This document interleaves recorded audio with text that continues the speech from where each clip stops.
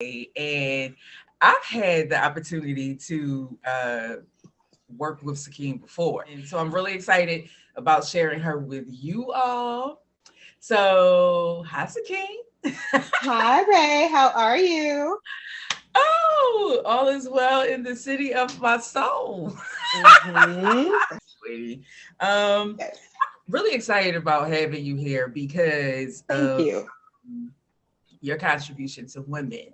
And so, what I do know about you is that you've gone through a divorce, Yes. and based on your training, your background, your education, and your experience, Yes. you talk to women about that process, how to Yes. navigate that process. For those of you who've never seen or met me or heard my name before, I'm Dr. Sacheen Mobley, and I write books about I've written books about divorce and narcissism, and I have a podcast called "So You're Getting Divorced." It's the podcast, and I talk about all issues pertaining to relationship formation, getting through it, dissolution, you name it. And so I so wish that young women would ask this question before they ask, should I get married?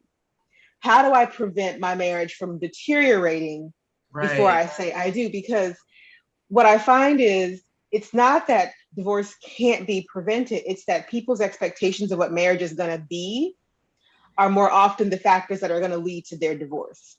And Mm, most people are not getting real about what they believe marriage is going to be. And then all of a sudden they're right. in it and they're like, oh, well, this is not quite how I thought this was going to go. Yeah, And they don't that's talk right. I didn't sign up for this, right? right. Like, this isn't quite what I was anticipating.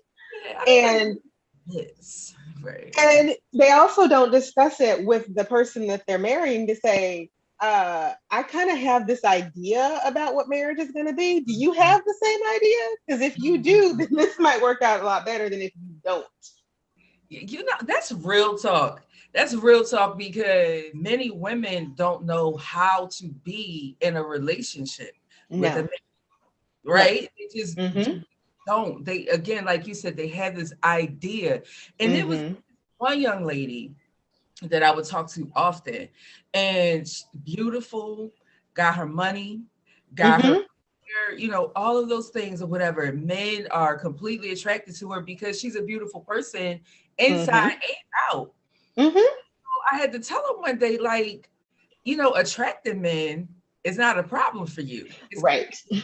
that's been the problem, right? Mm-hmm. And so you need a relationship coach, and it can't be me because you won't Right. listen to me.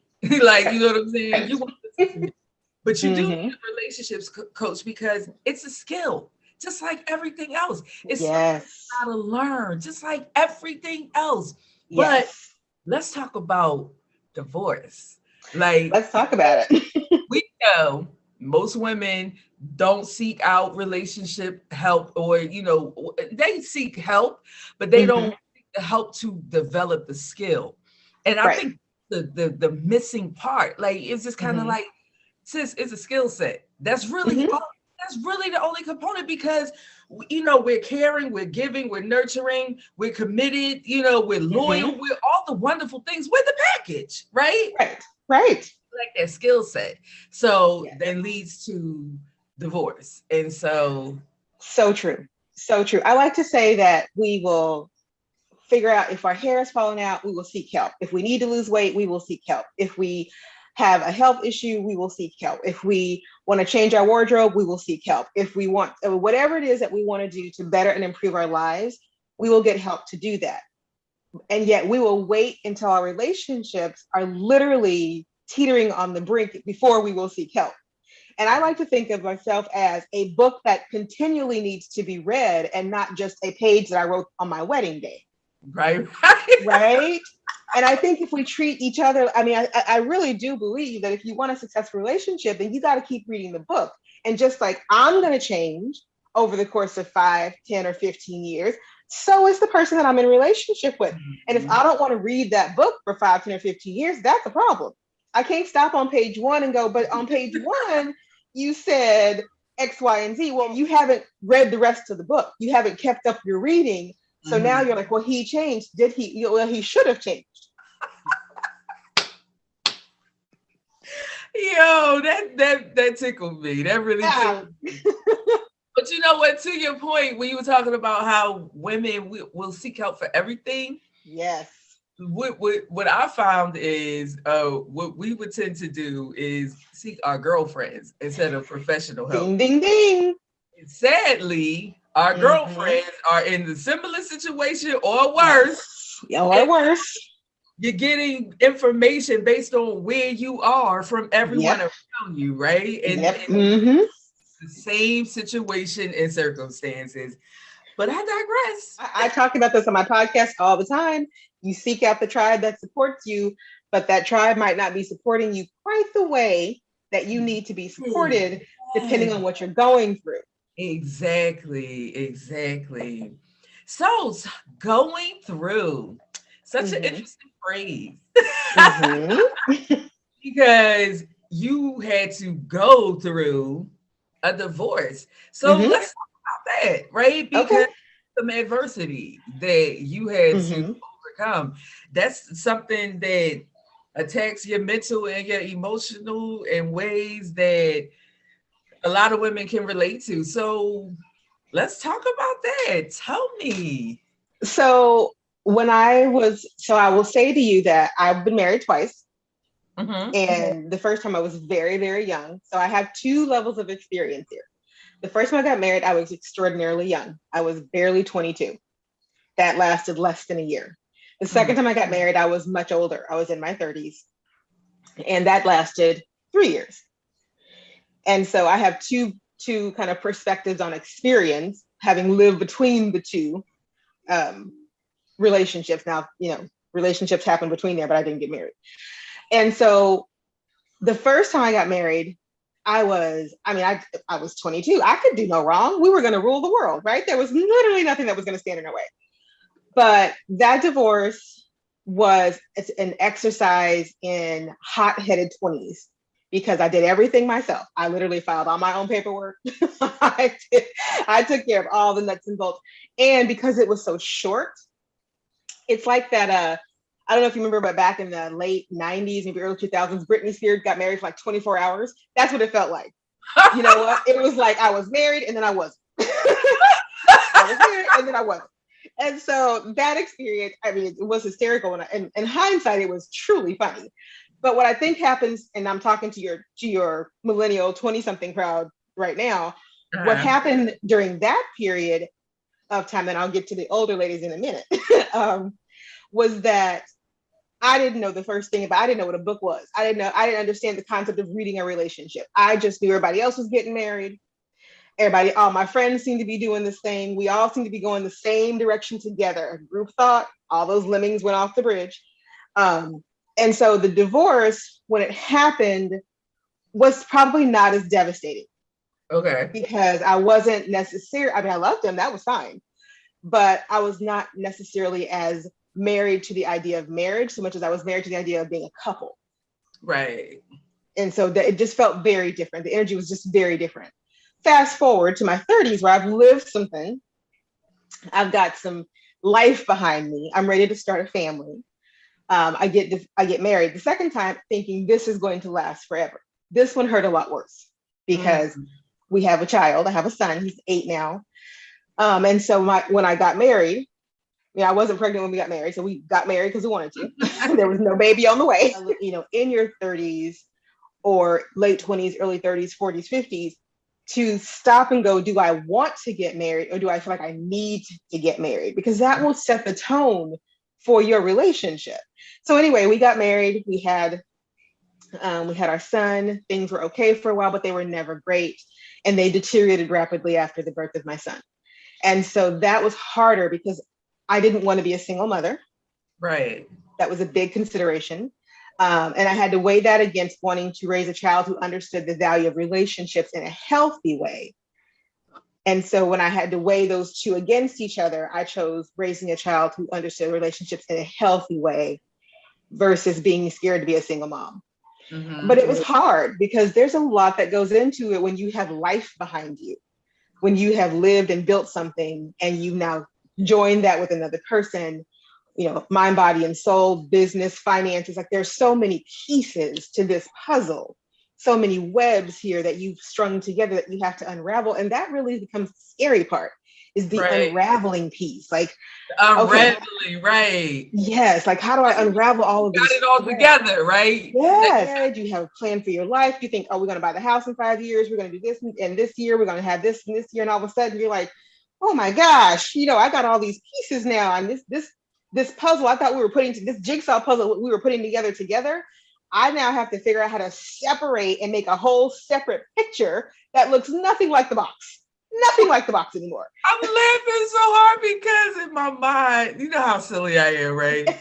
Yeah. I'm like, sir, this is not the plan. This is not the plan, right? This was not the plan. That's right. That's how I felt too. I was like, this is not the Sir. plan. This is not on my list. This is not on my checklist of things to happen at this point in my life. No, this was not it. So I feel really like compelled to tell women of a certain age in a certain bracket of life that it's hard to think about unraveling the pieces of your life. Now, I will say that I was a little more fortunate in that we weren't married 10 or 15 years. And so our unraveling was painful, but not as painful as it could have been. I had a degree of autonomy going into marriage. Okay. I had a degree of independence going into marriage. And so I understood that it would be hard to be single again, but I'd already lived a life as a single woman. I know how to do this. Right. And I think a lot of women who get married early sometimes feel like, I can't do this because I've never had to figure out what it means to live the life of a woman on her own, actually in the world by herself without someone taking care of her. Right. So we went through a lot trying to get divorced, lots of money, and probably not as much time because I'm very focused and determined. I'm very driven. When I'm ready to do something, I can and do it. But with children, it's complicated. Oh, sure, for sure. Yeah, it's complicated, and that's something that women have to understand. It's going to be complicated. Let's dig a little deeper into that. Yeah, go. What was that like for you mentally and emotionally? Because you said it hurt, but it was just like, that would be the adversity. It was just like, how did you handle that? How did you overcome the mental and the emotional devastation? So I will have to say I'm probably a little different than most women in the answer to that question, because what I do understand is I was grieving the loss of the relationship before we got divorced. And I think a lot of women probably don't recognize that's what's happening, but the sadness, the weeks of sadness, the weeks of anger, the displaced anger, you're mad about random I can't curse, random stuff. Like you don't know that that's what you're doing. You don't realize that you're grieving the loss of the affection, the attention, the connection. But the loss of that connection starts long before you cognitively think it's time to end the relationship. Right. Long before. You feel it in your body. You start to understand at a subconscious level, this is ending, but your mind just hasn't caught up yet. But your body starts caught up. Yes, your head and your heart. They're not in the same place. Yes, that's right. That's exactly what happened. And so, I was sad. It was hard. It was difficult to get out of bed some days because something has to give, but you don't know what. And so every day becomes an exercise in trying to understand, can you salvage it? Can you save it? Can you go to counseling? Can you fix it? And it becomes all consuming until it's not. Until it's not. It's all consuming you until it doesn't consume you anymore. And I can pinpoint some key times, like when we would go to therapy. We went to therapy twice, and I can show you where that point was for me of going, I'm no longer invested. Like the body and the mind finally caught up. Gotcha. It was the second therapist. And the second therapist we went to asked me, what is it that you hope to get out of therapy? And my ex-husband said, well, I assume we're going to fix what's wrong. And I said, we're either going to save our marriage or we're done. Which are two very different perspectives on how to approach therapy. Because I was like, we've tried fixing. We're either going to find a way to save what's here and make it different, or we're done.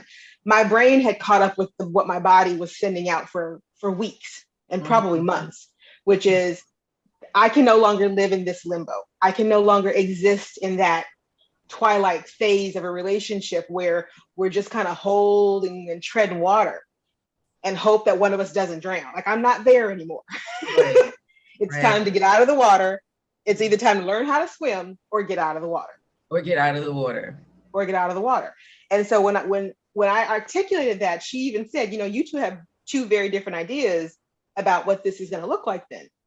Because he's like, well, we have to fix what's wrong. And I'm like, but we've been working on fixing what's wrong for 6 months now. We either need to fix what's wrong instead of trying to keep fixing what's wrong, or we need to get out of the water.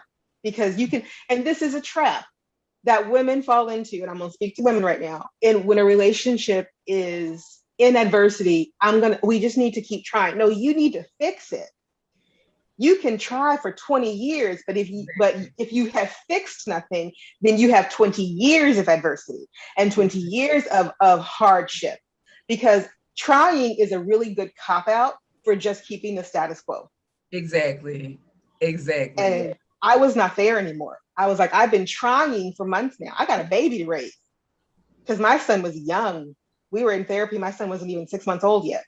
Okay. Or barely 6 months old. Like this all happened during his first year of life. So it was tough. I was a nursing mother. I was a full-time parent. I mean, it was hard. It was a hard couple of years. When we got to therapy, I stuck my nose above water and said, I will breathe on my own, or you will help me breathe, but I'm gonna breathe because I am tired of drowning. I am now tired of drowning.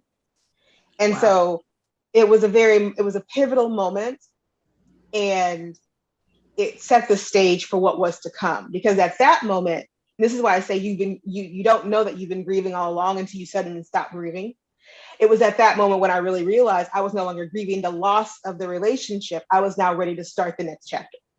Word. And that was either going to be, we fix the problems that have plagued us in our relationships since even before marriage, let's be real, that have plagued us, or we go our separate ways and figure out how to parent separately the thing that holds us together. Right. So diving into that pool of understanding grief really helped me as time really helped me understand how much I had already grieved so much. Because you feel the loss of that connection. For sure. You know what?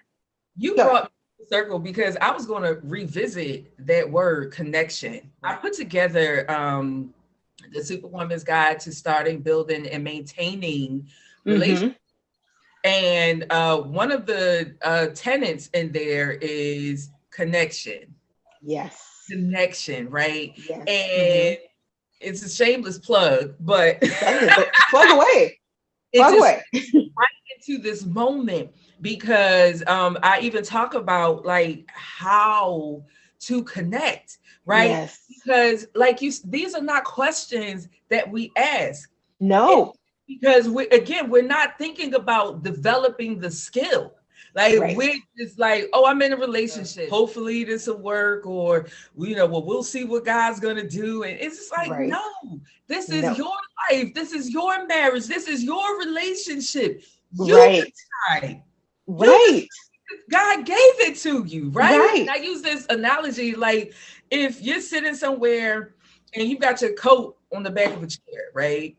And somebody walks by and they pick up your coat.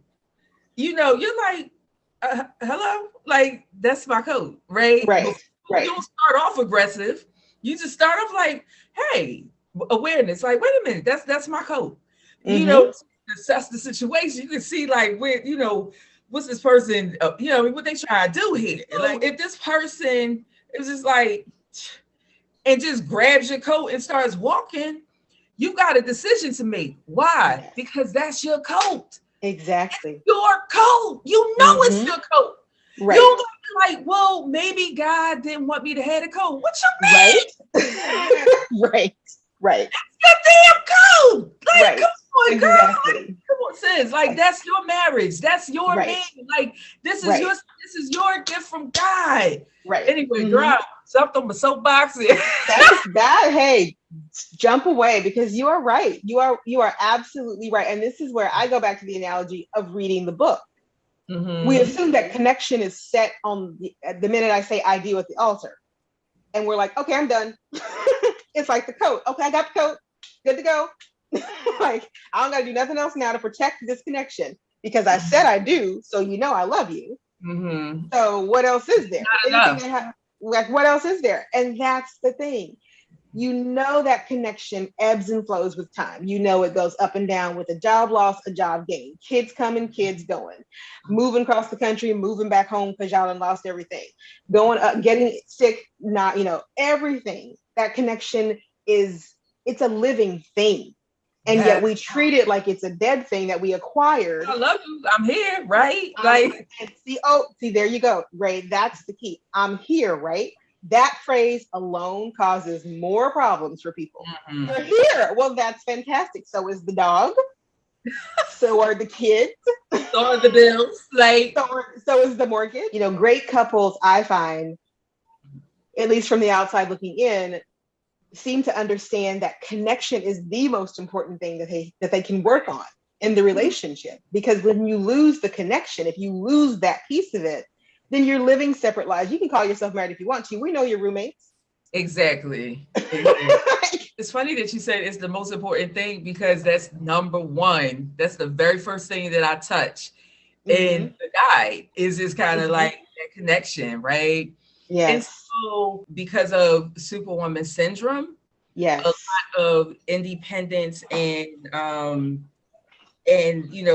those kind of things are imposed on the relationship, right? Yes, very much so. I love talking about that because it's such a difference between being a superwoman and Superwoman syndrome. And it's funny because I've been having this same conversation almost every Superwoman that I've spoken with, for Wednesday, dealing with the Superwoman syndrome, because that's where a lot of us have been, and it's still where a lot are, right? The Superwoman syndrome, that's an egoic thing. Like that comes from egoic space. Ego, there's no ego in us. Like there's no ego in us. What you call it? Tyler Perry said, it ain't no I in us. Like, it ain't us either, right? Right. You can't have that ego, in your relationship, because it really is about two people becoming one. Right. It is possible. It's so possible if we take the time to learn, right? Right. The relationship stuff is not all about the woman doing everything right. It's not everything to please a man, get a man, whatever. But it's just like those things have a space, but because of the lack of understanding, when you talk to women about that, because that is required and it is needful in your relationship, they resist it because they see it as being weak. And it's just like, oh, not at all. This is like, but anyway, I'm talking. I'm supposed to be like, no, we are having a conversation about something that's very, very important. Very important. It's so important to reach these women, because there's so many women out here who really, they really want their relationship to work, or they really want to be in a fulfilling and a rewarding relationship. But because of her mindset, because of her experiences, because of her lack of skill, those kind of things, even when and or if, she's blessed with those things, she's given the gift of a good man. We ain't talking about loser dudes. We ain't talking about. We're not talking about those. Yeah, we talk about a good dude. Right. We sabotage it. Right. We sabotage it. Right. That's right. And it's just kind of like we do it, and we want to blame them, and not to say the dude didn't do anything wrong, say anything. Of course not. Whatever. But it's just kind of like, sis, you gotta take ownership for what you did, what you failed to do, what you didn't. What you knew to do that you didn't do, all kinds of stuff. Like it doesn't just fall apart. Like, you know what I'm saying? No, it doesn't. That's right. So let me build on that for a moment, because one of the things that I talk about on my podcast a lot is, okay, you can grieve for 5 minutes or you can grieve for 50 years. Number one, in that grief, what you're going to have to acknowledge, unless you want to repeat this pattern in your next relationship, what you need to figure out is, what part of this do I own? What part of this is mine to deal with? Right. Like, it's not all yours. Obviously, like you're saying, it's not all you. It was never all you, but it's partly you. Let's be real. And this is the adult conversation that many women who are grieving can't have yet. And then they try to have it, as you said, with their girlfriends who are like, of course it's all him. Our friends will say he was terrible. Everything was his fault. You didn't do anything. You did nothing. And someone who is trying to help you not make the same mistake again will say, well, he might have been terrible. But the separate issue here is, at what point did you decide to start settling for, well, I'm here, but so, because that has to be the piece that gets worked on, unless you just want to have the same relationship that you had before. Exactly. Right. Again, and I talk about this on my channels as well. Like, when you go to the next one, because of course you're going to want to go to another relationship that's healthy. But if you don't fix this issue, not fix him, fix you, fix you, then what you're going to end up with is exactly what you have right now. He's just going to look different. He might have a little more money. He might look a little better, might be a little younger, but he's going to be the exact same man. That's what I tell him, sis. That's what I'm, doctor. Yeah, I mean, let me give you both.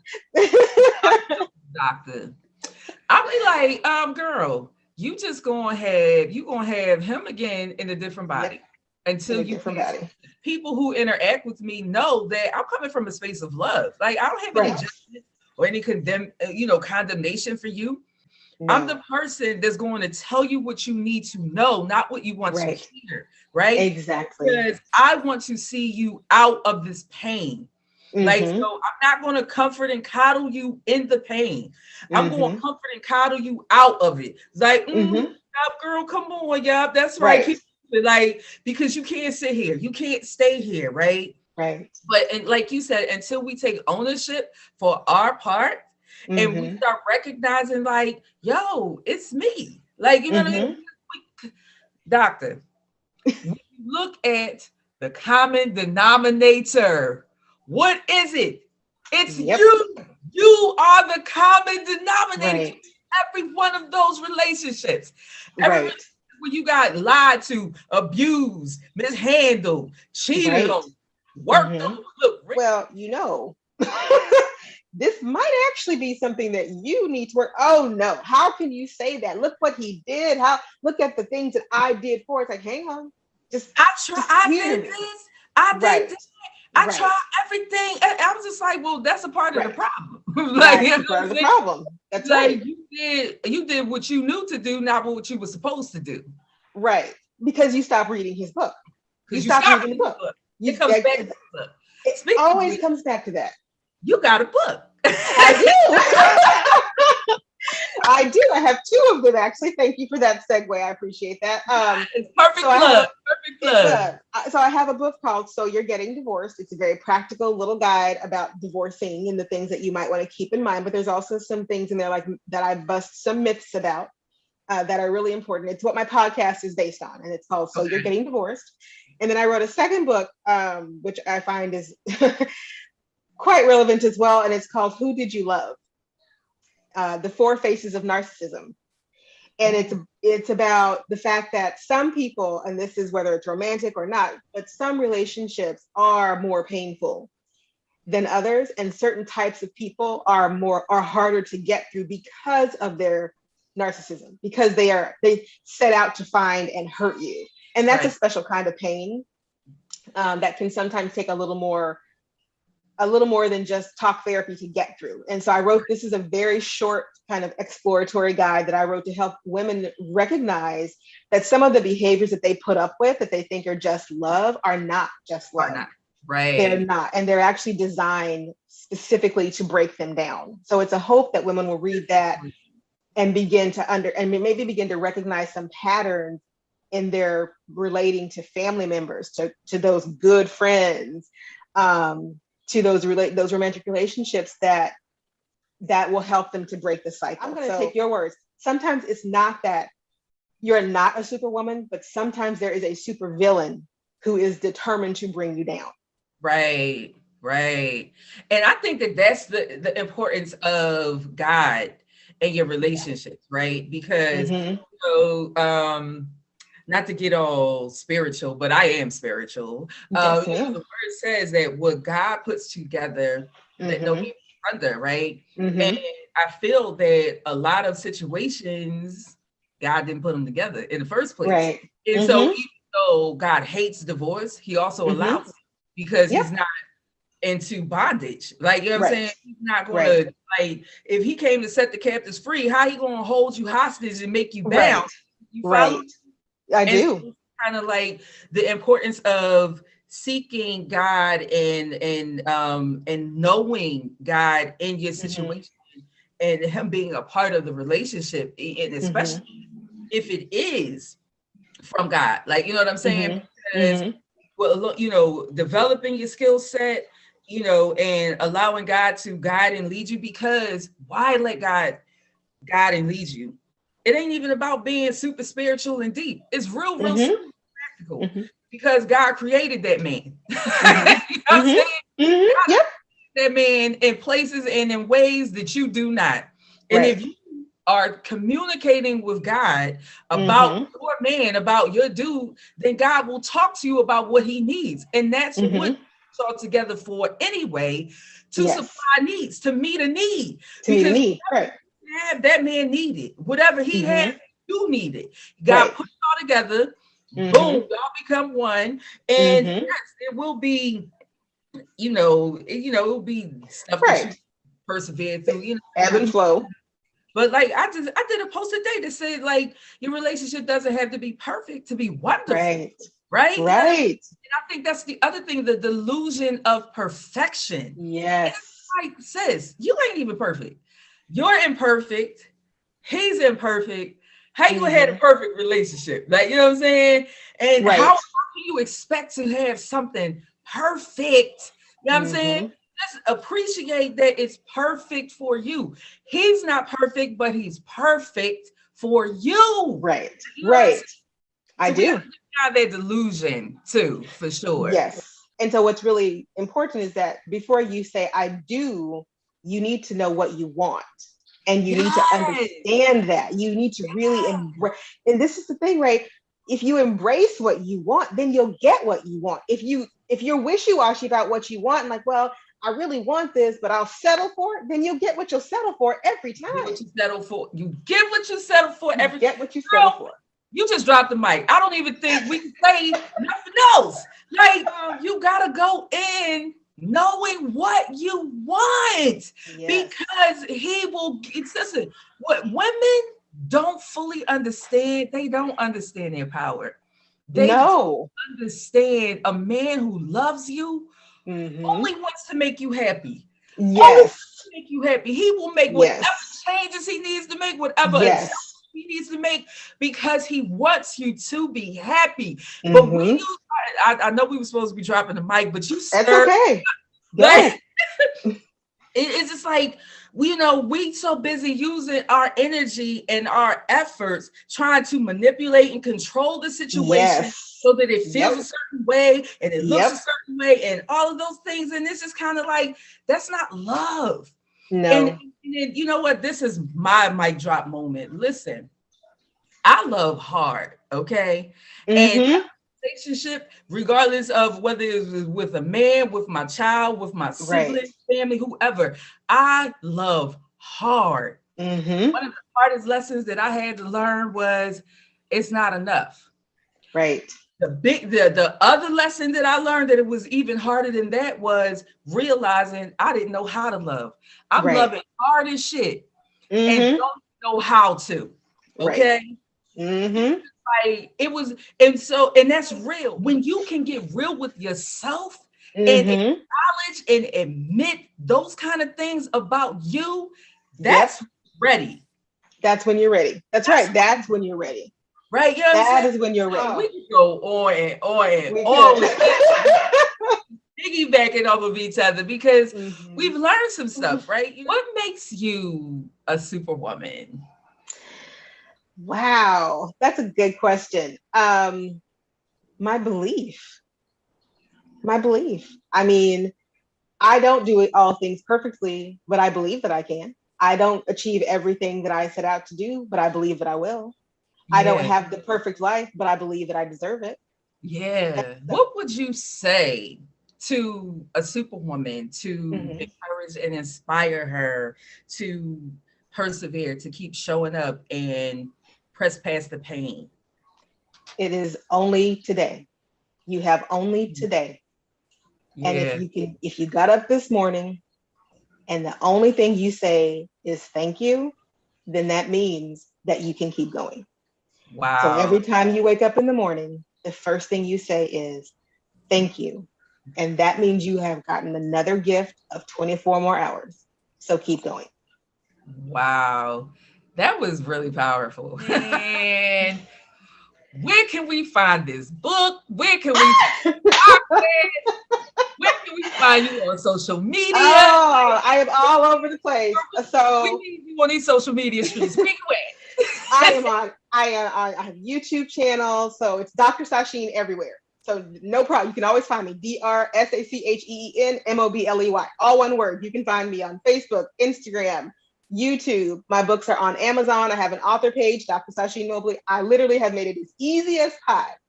You can find So You're Getting Divorced, the podcast on iHeartRadio, Spotify, Anchor, Apple and Google playlists, and many other places that I can't even think to name. There's like 15 platforms. And I am always out in these social media streets. You know, you see me posting all over the place. All over the So place. both books are available on Amazon. And like I said, I have an author page. One is So You're Getting Divorced. The other is Who Did You Love? Four Faces of Narcissism. And again, Dr. Sacheen Mobley. You cannot miss me. I'm the only one out there with that name. Listen, dopeness is unique, okay? It really is. Thank you. Thank you very much. I love it. I love it. And Thank listen, you. Thank I you so much for having me on. I really appreciate it. yes, this was so much fun. I It appreciate you taking was. time out to come and share with my growing Superwoman community. And so, listen, y'all, definitely you want to do that. Listen, go visit her, connect with her, follow her on all of her social media. She's putting out great content. And she's just an all around good person. But y'all probably know that already because I'm not going to have nobody here that's not good people. So, listen, Superwoman, come back next Wednesday. We're going to have a Superwoman from somewhere around the world come and share her story, her story of strength that will keep you inspired, that will keep encouraging you to get beyond the baggage and the bullshit. Okay. So, Superwoman, we will see you next Wednesday. Bye. Bye.